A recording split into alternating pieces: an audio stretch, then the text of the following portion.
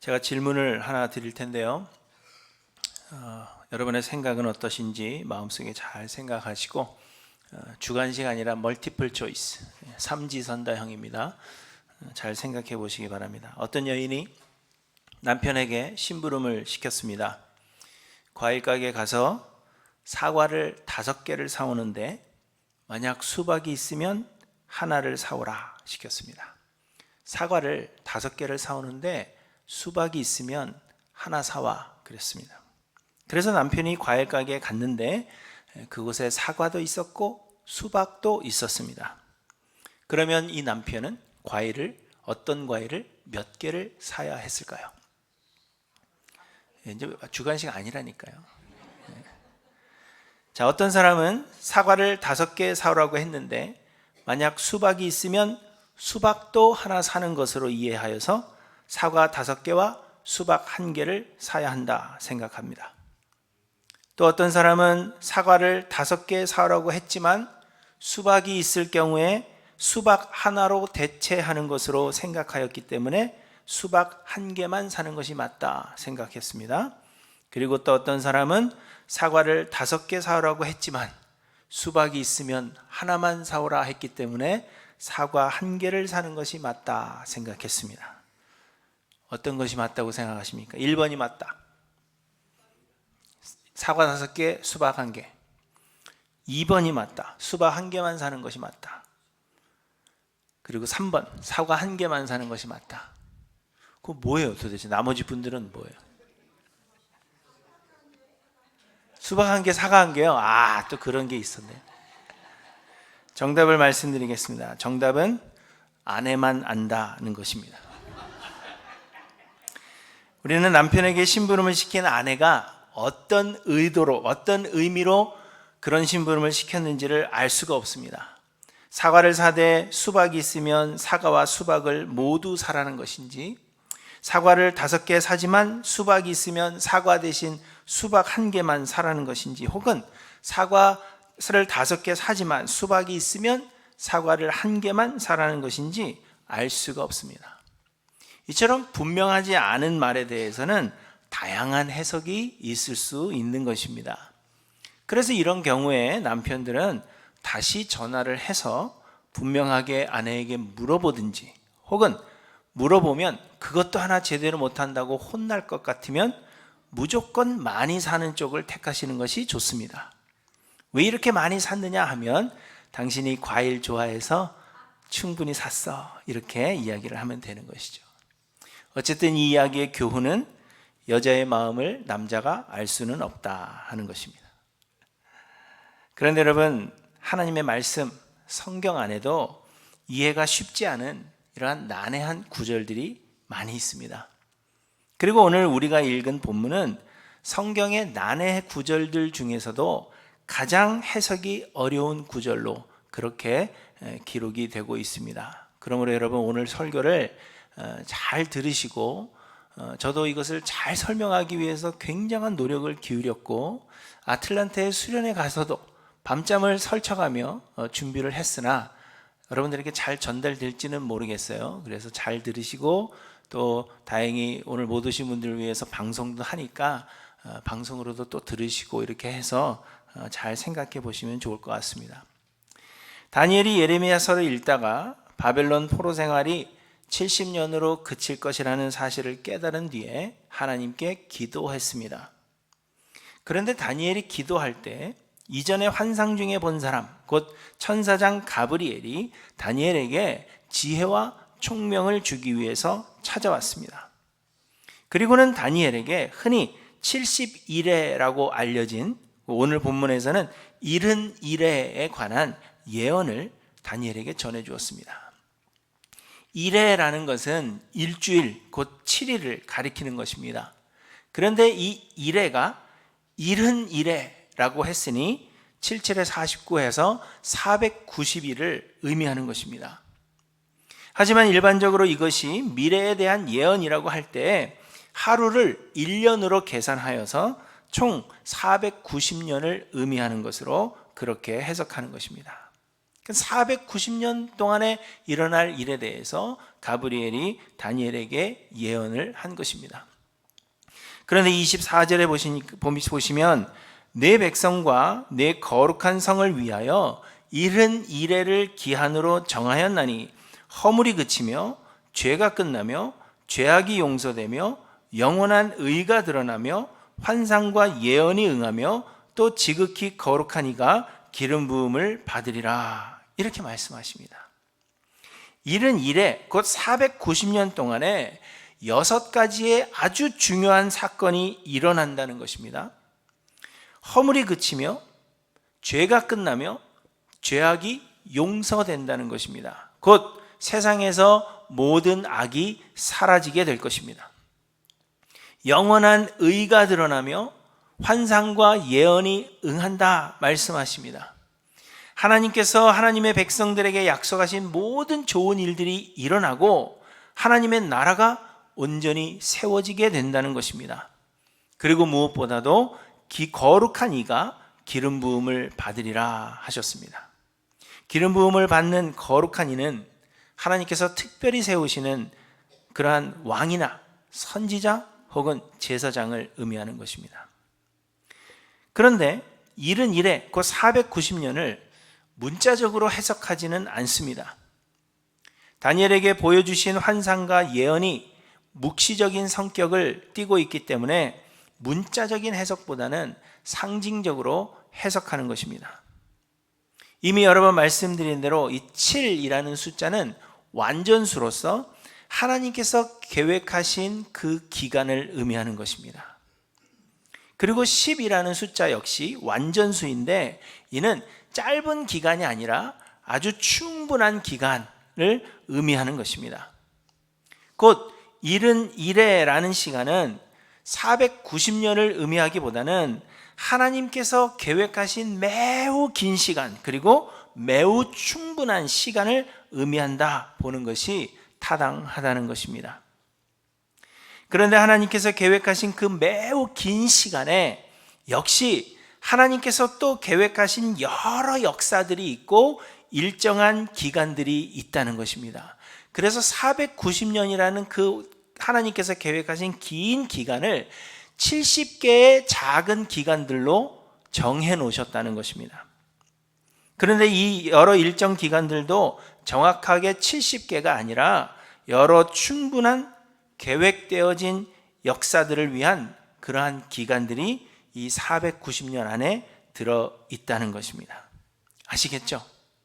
490년은 딱 490년이 아니라 하나님 계획하신 아주 긴 시간인데 그 안에 하나님께서 여러 사건들로 여러 기간들을 나누어 놓으셨다는 것입니다. 이렇게 하나님께서 계획하신 그 긴 기간이 있는데 이 기간의 끝에 허물이 그치고 죄가 끝나며 죄악이 용서되며 영원한 의가 드러나며 환상과 예언이 응하며 거룩한 이가 기름 부음을 받을 것이라 그렇게 말씀하고 있는 것입니다. 이 71회의 기간을 가브리엘은 세 기간으로 나누어서 설명하고 있습니다.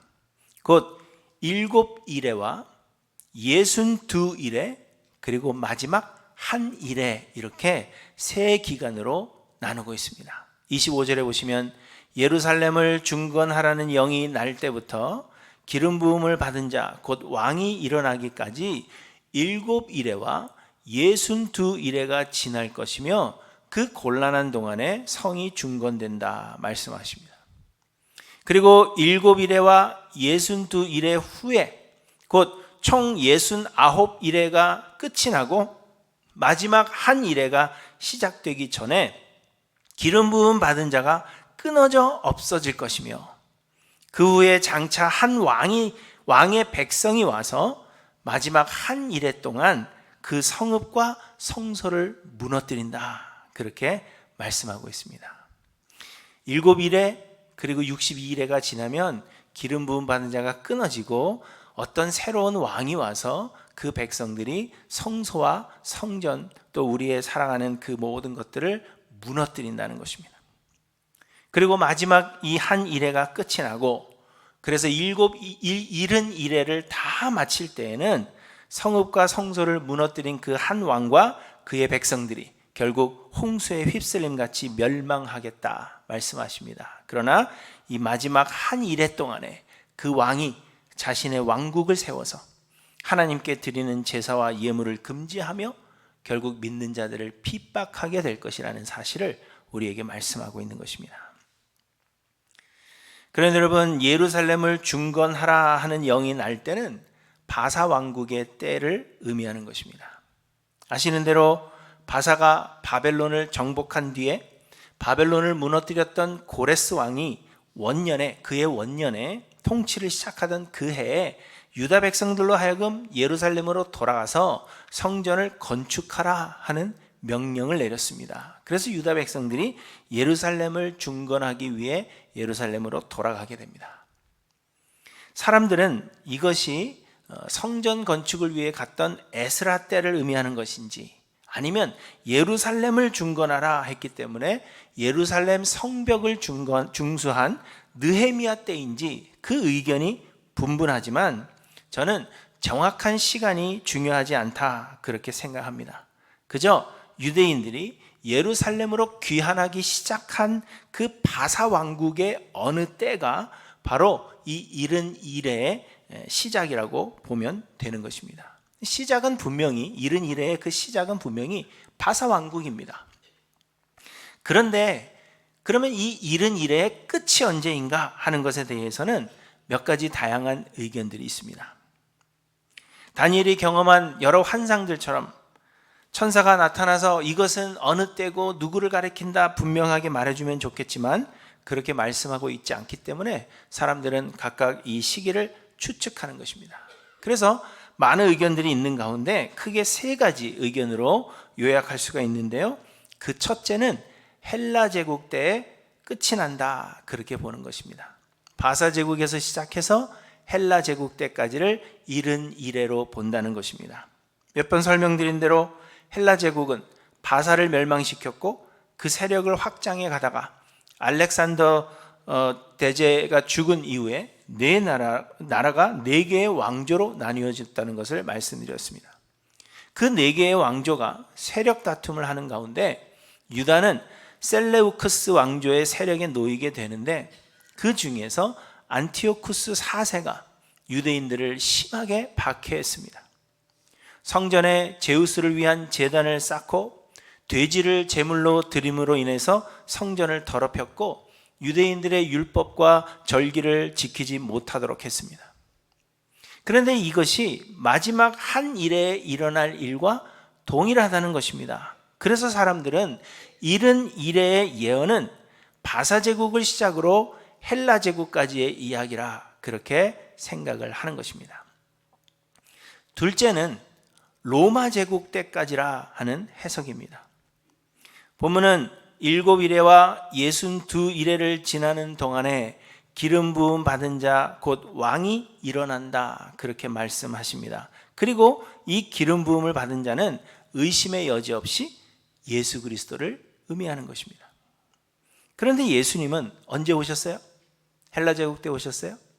로마 제국 때 오셨죠. 로마 시대에 오셨기 때문에 그러므로 이 예언이 헬라 제국 때까지로 보기는 힘들다는 것입니다. 기름 부음 받은 자가 예수님이라면 헬라 제국이 아니라 로마 제국 때까지로 가야 한다는 것이죠.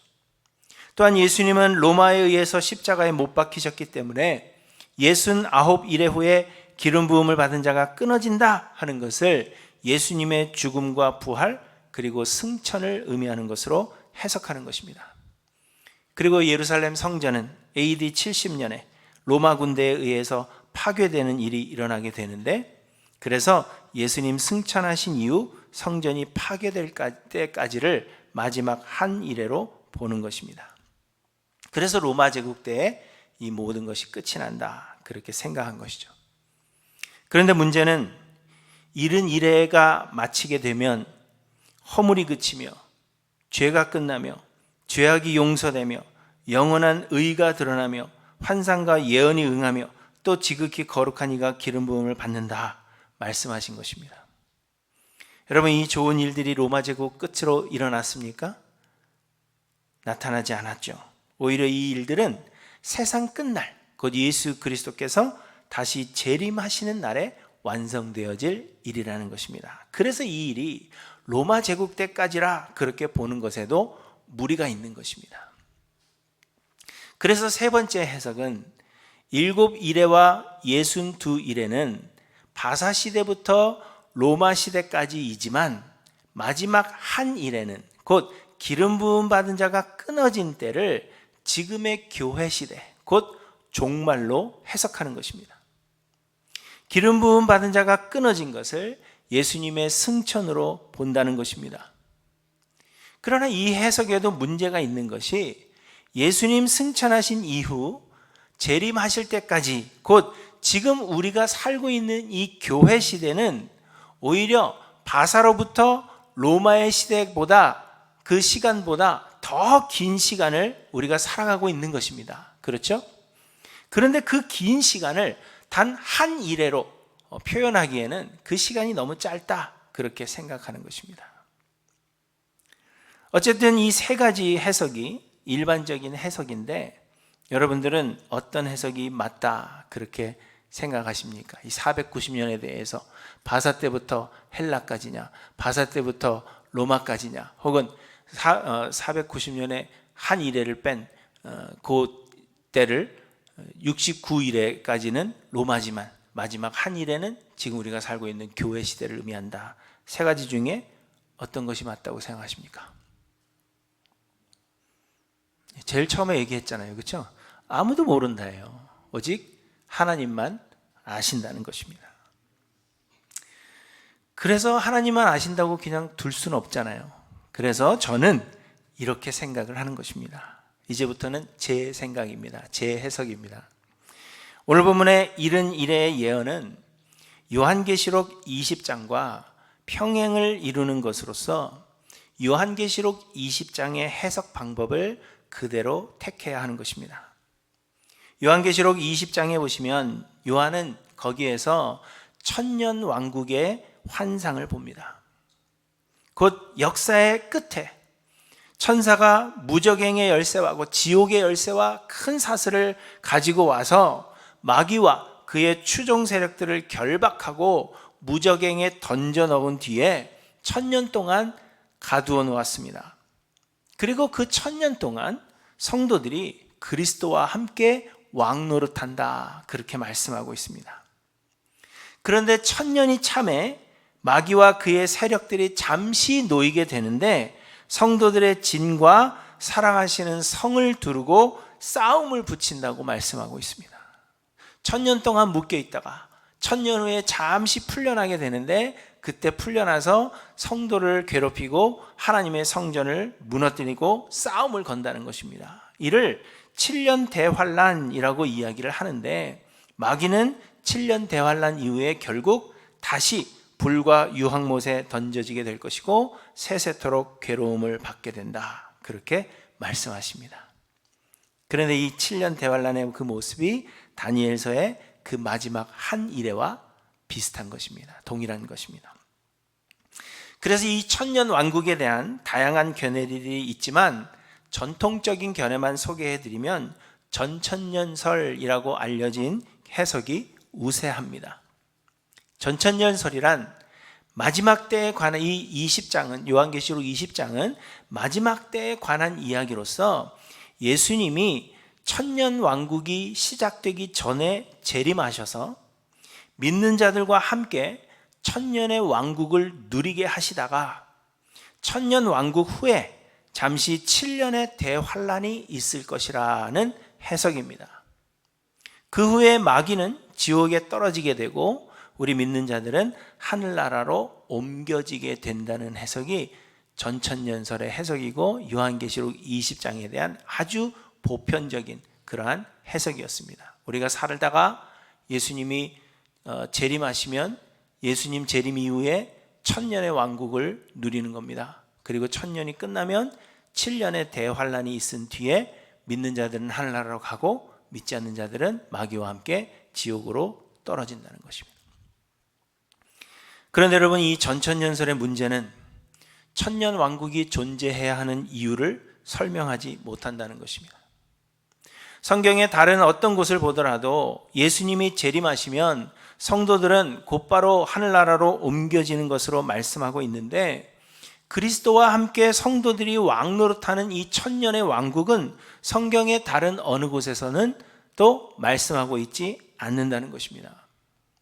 그래서 유대인들의 구원과 유대인들이 받을 구원과 우리 이방인들이 받을 구원이 다르다라고 믿고 있는 세대주의자들은 이 천년 왕국이라는 것이 유대인들을 위한 것이다, 그렇게 말을 하고 있습니다. 곧 이방인들은 죽으면 다 천국으로 가지만 유대인들은 남아서 예수 그리스도와 함께 천년의 왕국을 누린다는 거예요. 그러나 이것 역시 성경에서 그 어떤 지지도 받지 못하고 있습니다. 그래서 현대 대부분의 신학자들은 무천년설을 주장합니다. 이제 머저리티의 신학자들이 무천년설을 주장합니다. 전천년설의 해석은 요한계시록을 연대별 기록으로 보는 것입니다. 곧 4장 뒤에는 5장이 나와야 되고 19장의 뒤에는 20장에 일어날 일들이 일어나게 된다, 이렇게 연대적으로 하나님께서 요한계시록을 기록하게 하셨다라고 보는 것입니다. 그래서 연대적으로 해석하면 모든 일 후에 그 세상 끝날에 천년 왕국이 시작되고, 그리고 그 뒤에 대환란이 있고 그 뒤에 세상의 끝이 오는 것입니다. 그러나 여러분, 요한계시록은 연대적인 기록이 아니라고 했습니다. 대신에 여러 시대 여러 장소를 마치 영화처럼 우리에게 보여주시는 것입니다. 그래서 때로는 미래의 일을 보여주시기도 하고 다시 과거의 일을 회상하게 하기도 하시고, 또 이 땅에서의 일도 보여주시지만 또 우리의 눈에 보이지 않는 영의 세계에서는 어떠한 일이 일어나고 있는가 하는 것에 대해서 보여주시는 것이 바로 요한계시록입니다. 그래서 이 계시록을 연대적으로 해석하는 것은 옳지 않다는 것입니다. 그래서 이 무천년설은 천년 왕국이 없다는 것입니다. 더 정확하게는 천년 왕국이 없다라는 것보다는 천년 왕국이라는 것은 연대별로 세상 끝에서나 일어날 일이 아니라는 것입니다. 그러면 언제이냐? 곧 우리가 살고 있는 지금 이 교회 시대, 예수님이 승천하신 그 이후 교회 시대, 곧 지금이 천년 왕국의 시대이고 동시에 7년 대환란의 시대라, 그렇게 보는 것입니다. 지금 여러분들은 천년의 왕국을 살고 있다는 것입니다. 예수를 그리스도로 믿고 그리스도를 삶의 주인으로 영접한 사람들은 비록 세상에서는 환란이 가득하지만 그럼에도 불구하고 그리스도와 함께 평안을 누리며 그리스도와 함께 왕노릇하며 이 세상을 살아가고 있는 것입니다. 그러나 그리스도를 영접하지 않았거나 믿음을 떠난 사람들은 마귀와 그의 권세 아래 놓이는 대환란의 시대를 살아가고 있다는 것을 이야기하고 있는 것입니다. 그리스도와 함께하는 삶을 왜 천년으로 이야기하느냐 하면 우리가 결국에는 하늘나라로 옮겨져서 영원할 것이기 때문이고요. 대환란의 시대는 사실 계시록에서는 7년이라고 말씀하고 있지 않습니다. 그냥 짧은 시간입니다. 그럼에도 7년 대환란이라고 사람들이 이야기하는 것은 바로 오늘 본문인 다니엘 9장에서 마지막 한 일에 곧 7년을 말씀하고 있기 때문입니다. 여러분, 이것을 염두에 두고 다니엘 9장으로 돌아오면 25절에, 오늘 본문 25절에 예루살렘을 중건하라는 영이 날 때부터 기름 부음을 받은 자 곧 왕이 일어나기까지 7이레와 62이레가 지날 것이요, 이렇게 말씀하십니다. 그래서 이 부분을 일반적으로 70이레와 62이레를 7이레와 62이레를 합쳐서 69이레의 끝에 기름 부음을 받은 자 곧 그리스도의 초림이 있을 것이라고 해석하고, 그래서 로마 시대의 모든 일이 끝날 것이다, 그렇게 해석을 하는 것입니다. 그런데 오늘 본문을 잘 보시면 7이레와 62이레를 분명히 나누고 있습니다. 곧 예루살렘 성이 중건되라는 영이 날 때부터 기름 부음 받은 자가 나타날 때까지가 69일에 일어날 일이라면 그냥 69일에 이렇게 이야기하면 된다는 것입니다. 그런데 오늘 본문은 분명하게 예루살렘을 중건하라는 영이 날 때부터 기름 부음 받은 자 곧 왕이 일어나기까지 이렇게 두 사건을 이야기하면서 7일에와 62일에가 지날 것이요, 이렇게 분명하게 구분하고 있다는 것입니다. 7일에 62일에. 그러면 예루살렘을 중건하라는 영이 날 때가 시작이고요, 기름 부음을 받은 자가 일어나는 것이 또 하나의 사건입니다. 그렇죠? 그리고 오늘 본문에서 정확하게 말씀하고 있지는 않아도 기름 부음 받은 자가 끊어져서 없어지기 전까지 곧 기름 부음을 받은 자가 일어나서 사역할 기간이 있어야 된다는 거예요. 그렇죠? 일어났는데 바로 끊어질 수 있나요? 그렇지 않죠. 예루살렘을 중건하라 하는 일이 그때가 시작이고, 또 기름 부음 받은 자가 어느 순간에 일어날 것이고, 그 기름 부음 받은 자가 쭉 사역을 하다가 69일에가 지날 때 그 기름 부음 받은 자가 끊어진다는 것입니다. 그래서 이렇게 7일에와 62일에를 구분하고 있다는 것입니다. 이 모든 시간을 합쳐서 69일에가 지나가는 것입니다. 알아들으셨건 못 알아들으셨건 간에 시간이 많이 가서 갑니다. 그렇다면 예루살렘을 중건하라는 영이 날 때부터 기름 부음 받은 자가 일어날 때까지의 시간이 7일에가 된다는 것입니다. 그리고 기름 부음 받은 자가 세상을 다스리는 그 시간이 62일이고, 그리고 이렇게 69일의 끝에 한 왕의 백성이 와서 한 일해 동안 성읍과 성소를 무너뜨릴 것이고 사람들을 핍박한다는 것입니다. 그리고 그 끝에 세상이 끝날 것이고 예수 그리스도께서 재림하시는 날이요, 모든 악이 하나님의 심판을 받게 된다는 것입니다. 요한계시록 20장의 무천년설의 해석을 여기다 적용하면 70일에 70일에는 다니엘의 때부터 예수 그리스도의 재림, 곧 세상이 끝날 때까지, 곧 다니엘 이후 남아있는 인류의 모든 시간을 말씀하고 있는 것입니다. 인류의 남은 역사를 490년으로 말씀하고 요약해서 말씀하신다는 것입니다. 그런데 유다가 예루살렘으로 돌아가고 그 이후 예수 그리스도께서 세상에 초림하실 때까지 7일에가 지날 것입니다.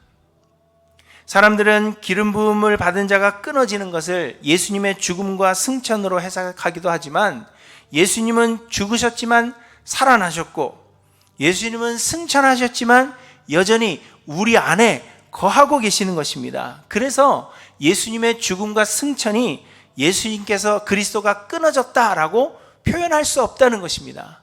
왜요? 그리스도는 여전히 우리 안에 살아 역사하고 계시기 때문입니다. 끊어지지 않았어요.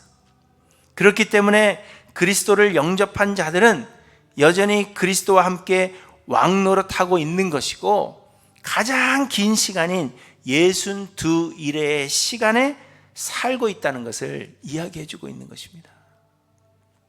그러나 믿지 않는 자들에게나 혹 믿음에서 떠난 자들에게는 기름 부음 받은 자가 끊어진 것이고, 예수님이 없기 때문에, 그리스도가 마음에 없기 때문에 끊어진 것이고, 그렇다면 마귀의 권세 아래 고통당하는 7년의 대환란, 곧 마지막 한 일의 시간을 살아가고 있다는 것입니다. 이 70일에가 마치는 날, 또 62일에가 마치는 날, 믿는 자들은 영원한 하늘나라로 옮겨질 것이지만 마지막 한 일회를 살아가고 있는 자들은 황폐하게 될 것이고 하나님의 진노하심을 받게 될 것이라, 이것을 말씀하고 있는 것입니다. 이것이 70일에 대한 저의 해석입니다. 많이 공부하고 많이 고민한 결과 얻은 저의 해석인데, 그렇다고 해서 제 해석이 맞다는 이야기는 아닙니다. 말씀드린 대로 하나님만이 아십니다. 다만 그렇기 때문에 우리에게 중요한 것은 이른 이래에 대한 해석이 아니라 어떤 해석이 맞느냐 하는 것이 아니라 하나님께서 다니엘에게 이 환상을 보여주신 이유가 무엇이냐를 찾는 것이 더 중요한 것입니다. 하나님은 왜 다니엘에게 이렇게 해석하기 힘든, 이해하기 힘든 예언을 주셨을까요? 하나님께서 가브리엘을 통하여 예언을 주신 때는 다니엘이 유다의 귀환이 임박하였음을 알고 하나님께 기도할 때였습니다.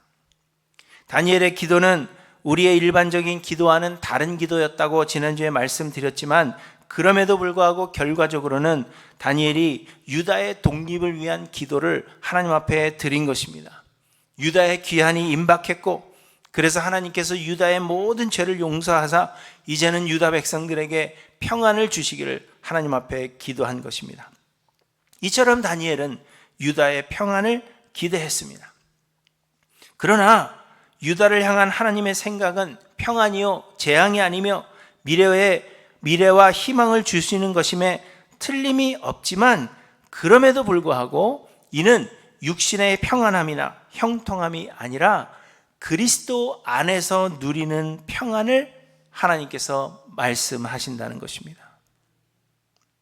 세상은 여전히 풍파로 인해서 힘들고 어렵고 그리스도인들은 믿는 자들은 그러한 어려움을 삶을 살아가게 되겠지만 그럼에도 하나님께서 우리에게 평안을 주시겠다 말씀하셨고 예수 그리스도를 통하여 62일의 그 시간을 왕노릇하며 살 것이라고 말씀하여 주셨는데 그것은 우리의 육신의 평안함이 아니라 예수 그리스도 안에서 누리는 예수 그리스도로 인하여 누리게 되는 그 평안을 기대하라는 것을 다니엘에게 알리기를 원하셨다는 것입니다. 육신의 평안함이 아니라 그리스도 안에 있을 때의 평안함, 그것을 말씀하시기 위해서 다니엘의 기도를 시작할 즈음에 하나님은 가브리엘을 빠르게 다니엘에게 보내셨다는 것입니다. 마찬가지로 우리는 세상에서 우리의 육신의 평안함을 추구합니다. 내 몸이 편하고 내 마음이 걱정 없이 살게 되기를 기대하고 그래서 세상의 많은 것들을 소유하기를 간구하는 것입니다. 우리가 바라는 예수 믿어서 잘 되는 것은 바로 이러한 것입니다. 우리의 육신의 평안함, 세상에서의 형통함입니다. 그러나 여러분 세상을 돌아보십시오. 세상은 악의 권세로 가득해 있습니다. 이 세상은 영원하지 않으며 하나님은 하나님의 백성들을 위해서 하늘나라에 하나님의 나라를 예비하셨기 때문에 이 세상은 곧 사라지게 될 것입니다. 그래서 하나님은 이 세상을 악의 세력의 권세 아래 내버려 두셨습니다. 그렇기 때문에 세상 사람들이 바라고 소망하는 그러한 좋은 세상은 여러분 결코 오지 않을 것입니다. 세상은 다양한 모습으로 악해질 것이고 이전에는 경험해보지 못했던 새로운 악이 계속해서 새로운 형태로 등장하게 될 것입니다. 예전에는 동성애가 문제였죠. 교회 안에 동성애가 들어오고 목회자들 중에 동성애자들이 목회자로 안수받는 일들이 일어나면서 우리는 그것을 많이 걱정했습니다. 그런데 이제는 양성애자뿐만 아니라 소아성애자까지도 그리고 우리가 이름할 수 없는 수많은 형태들의 문제들이 교회 안으로 들어오고 있는 것을 우리는 경험합니다. 그래서 예전에는 레즈비언, 그 다음에 게이였죠. 그런데 지금 뭐예요? LGBTQ입니다. 뭔 말인지 모르시겠죠? 레즈비언, 게이, 바이섹슈얼, 트랜스젠더, 그 다음에 퀴어, 이상한 사람들이라는 의미입니다. 그런데요, 이렇게 레터를 붙여가다가 이제 뭐가 나왔는지 아세요? 요즘은 LGBTQ 플러스입니다. 뒤에 너무 많이 생기니까 이제는 알파벳을 붙이는데도 자기들도 지쳤어요. 그래서 그냥 플러스 하나로 다 되는 겁니다. 이것이 곧 우리가 살아가는 세상입니다. 그러므로 여러분, 이런 세상에서 우리의 믿음을 지킨다는 것은 많은 어려움과 고난을 당하게 될 것이라는 이야기입니다. 세상은 우리를 편협하고 또 악하며 사랑이 없다, 그렇게 우리를 경멸합니다. 사람들은 우리의 육신이 편안하고 좋은 세상을 꿈꾸지만 그런 세상은 결코 우리에게 오지 않을 것입니다. 그럼에도 하나님은 하나님의 자녀들 안에 예수 그리스도를 통한 하나님의 나라가 세워지기를 소망하기를 원하시는 것입니다. 우리의 구원을 위해서 보내신 그리스도께 우리의 삶을 드려서 그리스도가 성도들의 심령을 주관하시며 성도가 그리스도 안에 거하여서 성화를 이루어가는 동안에 비록 악이 가득한 세상일지라도 우리가 그리스도와 함께 왕노릇하며 이 세상을 이기며 하늘나라를 소망하며 그렇게 세상을 살아가기를 하나님은 원하신다는 것입니다. 육신의 평안함이 아니라 그리스도 안에 거하여서 그리스도가 우리의 마음에 주시는 그 평강을 누리는 것, 그것을 소망하고 그것이 하나님의 계획 안에 있는 평강이라는 것을 말씀해 주시기 위해서 하나님은 다니엘에게 급하게 가브리엘을 보내셨습니다. 내가 유다의 평안을 위해서 기도하지만 내가 계획한 평안은 육신의 평안이 아니라 기름 부음 받은 자가 일어나 누리게 될 62일의 그 시간, 곧 그리스도와 함께 그리스도 안에서 누리게 될 평안을 내가 이야기하는 것이다. 이것을 말씀하시기 위해서 하나님은 가브리엘을 보내셨다는 것입니다. 마찬가지로 사랑하는 성도 여러분 무엇을 기대하고 소망하십니까? 이 세상은 악으로 가득하고 변하지 않을 것입니다. 그러나 우리는 그리스도와 함께하는 62일을 살아갈 수 있고 혹은 악의 권세 아래에서 신음하는 한 일회를 살아갈 수 있습니다. 우리가 선택하고 하나님 앞에 간구해야 할 것은 이른 일회에 대한 정확한 해석이 무엇입니까? 그 뜻을 알기를 위해서 간구하는 것이 아니라 내가 62일회를 살아갈 것인지 마지막 한 일회를 살아갈 것인지 그것을 선택하고 그 일을 위해서 하나님 앞에 간구해야 한다는 것입니다. 여러분의 선택은 어떤 것이며 여러분은 무엇을 위해서 기도하고 계십니까? 이 험한 세상 살아가는 동안에 그리스도 안에서 거하는 62일의 시간을 간구하십니까? 아니면 육신의 평안함을 위해서 살다가 마지막 한 일의 삶을 여러분 간구하고 계십니까? 우리가 하나님의 뜻을 깨달아 하는 것은 결코 쉽지 않은 일입니다. 하나님의 말씀에 대한 해석은 참으로 다양합니다. 이는 크신 하나님의 그 뜻을 유한한 인생이 알 수 없기 때문입니다. 그럼에도 불구하고 우리가 하나님의 말씀을 묵상하며 하나님께 기도할 때 하나님은 우리에게 지혜 주시기를 원하시는 것입니다.